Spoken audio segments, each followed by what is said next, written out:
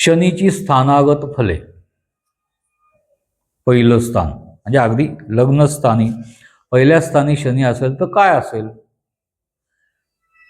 90% ही व्यक्ती कृशबांध्याची पण काटक असेल. सावळा वर्ण, कृशबांधा आणि काटक या 3 गोष्टी पहिल्या स्थानी 90% येतात. या व्यक्तीची जीभ तलवारीसारखी असेल.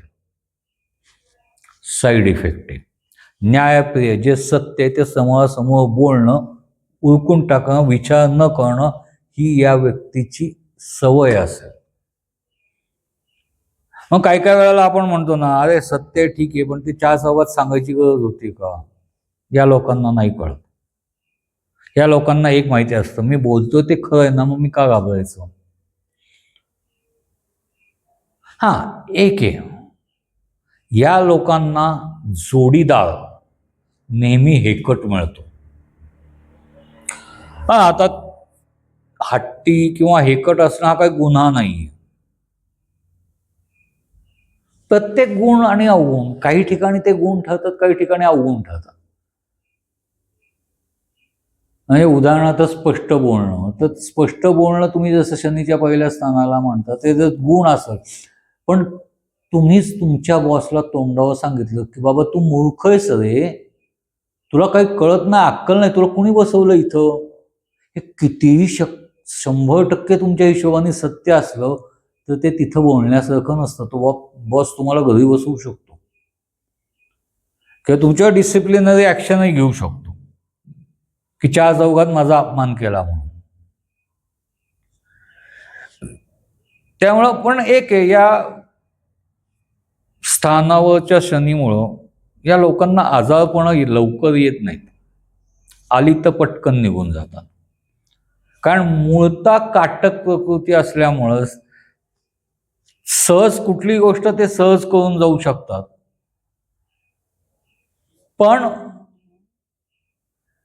आजारपण मात्र यांच्यापासून लांब राहत. अगदी किरकोळ ताप बीप आला तर जे जनरल लोक 2-3 दिवस विश्रांती घेतात, ही लोक एकाच दिवसात उभे राहून पळायला तयार झालेली असतात. किंबहुना ते ताप असतानाही कामं करू शकतात, एवढी त्यांची कपॅसिटी असते. खूप उधळे नाही, पण वाजवी खर्च करताना किंवा मनासारखा खर्च करताना फारसा विचार करणारी ही लोक नसतात. स्थिर स्थावर असते, फर्म असतात. हा शनी दुसऱ्या स्थानावर ज्या वेळेला जातो ना, 40% लोकांना चष्मा असतो. कंजूस असतात. मग एखादी 10 रुपयाची वस्तू 2 किलोमीटर अंतरावर 9.5 रुपयाला मिळते, ते 8 आणे वाचवण्याकरता 2 किलोमीटर अंतर चालत जाऊन ती वस्तू विकत घेऊन येतील, पण खालच्याच दुकानात जाणार नाही 8 आणे जास्त लागतात म्हणून. त्याला तुम्ही ते स्वतःला काटकसरी म्हणतात, तुम्ही त्यांना कंजूस मानता. पण एक आहे, या ठिकाणचा शनी तुमच्या हातात द्रव्यही जास्त देत नाही. 100 रुपयाचं काम करता, तुम्हाला 40 ते 45 रुपये जातात. त्यामुळेच ती कदाचित काटकसरीची सवय किंवा स्वभाव त्यांच्याकडे आला असेल. एक आहे, बैठ्या खेळात ही लोक राजे असतात. आपण अपवादात्मक मैदानात हे मैदान गाजवतील, पण बैठ्या खेळात मात्र खूप वेळेला शनी असा असलेला शनीचा माणूस कॅरम मध्ये बुद्धिबळामध्ये एक्सपर्ट असतो, आणि त्याला क्रिकेट किंवा फुटबॉलचं काही विचारलं तर त्याला त्यातलं काही येत नसतं. हा शनी टिकाऊ काम करणार आहे, आणि टिकाऊ काम करणार आहे म्हणजे तो जास्तीत जास्त वेळ आपली छबी समोर क्लिअर कशी राहील या हिशोबाने काम करणार. जिद्द आणि चिकाटी आहेच, शनी म्हणलं जिद्द आणि चिकाटी आलीच. फक्त एवढं आहे की या शनीला खूप वेळेला अपयशाचा सामना करावा लागतो.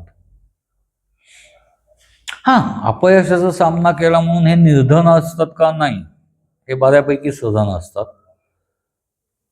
पण त्यांच्या अपेक्षेपेक्षा ते कमीच असतात.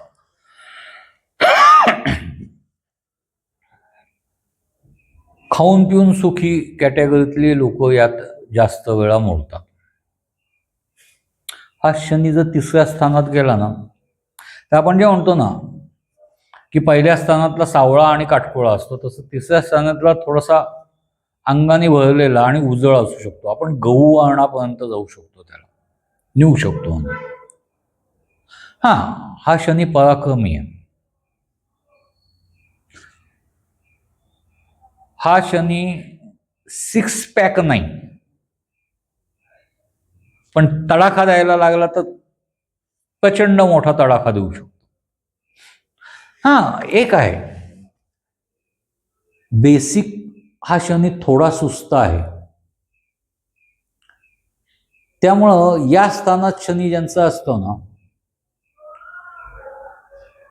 त्यांची अभ्यास करण्याची प्रवृत्ती कमी असते, समजून घेण्याची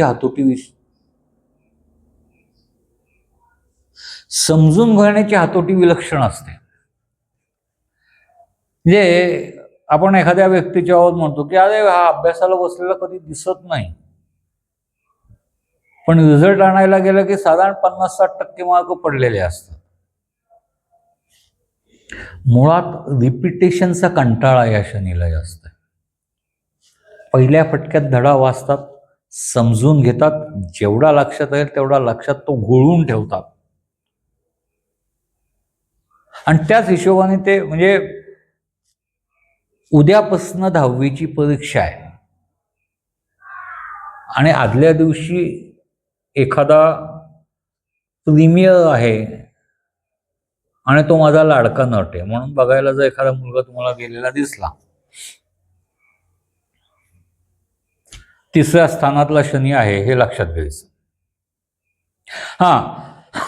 तिकडं गेलाय म्हणून त्याला काही कमी मार्क पडलेत अशातला भाग नाही. तो तिकडं गेला असता किंवा नसता. 55 ते 60 ऑनरेबल ऑनर्स या पोझिशनला सवय आहे त्यांची ती. ते खूप झडझडून काम करतील किंवा हे करतील असं काही नसतं त्यांच्यात. तुम्ही टार्गेट दिलं ना, काय करायचंय, 10वी होऊन दाखवायचं तुम्हाला. ओके, चांगल्या मार्काने 10वी होऊन जाईल. चांगले म्हणजे कसे असतात हो? तुम्ही सांगता अरे फर्स्ट क्लासच्या आसपास गेला की चांगलं असतं, आणि अगदीच 35% 40% पास क्लासमध्ये असलं असतं ते वाईट असतं. ओके, 40 वाईट आणि 60 चांगले. ओके, ते तुम्हाला कायमस्वरूपी 50 ते 55च्या दरम्यान 57-58 पर्यंत मार्क काढून दाखवणार. का? मी खूप चांगलाही नाहीये, खूप वाईटही नाहीये, मिडल ऑर्डर बॅट्समन असल्यासारखं आहे.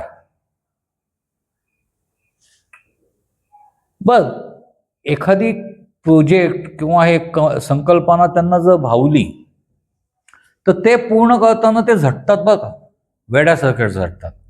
पण काय म्हणून झटतात? तर मॅनेजर म्हणून झटतात, व्यवस्थापकीय संचालक, व्यवस्थापक अशा रोलमध्ये झटतात. म्हणजे कुठलाही प्रोजेक्ट किंवा प्रकल्प पूर्ण करण्याकरता कुठल्या माणसाची आवश्यकता पडेल हे हेरण्याचं काम करायला हे परफेक्ट. कुणावर काय काम सोपवलं की ते किती वेळात होईल याचं त्यांचं कॅल्क्युलेशन परफेक्ट असतं. आराखडा संरचना बनवणे या गोष्टीमध्ये ते एक नंबर असतात. या शनीच्या लोकांच्या बाबत तुम्ही जर बघाल ना, तर डिझायनर,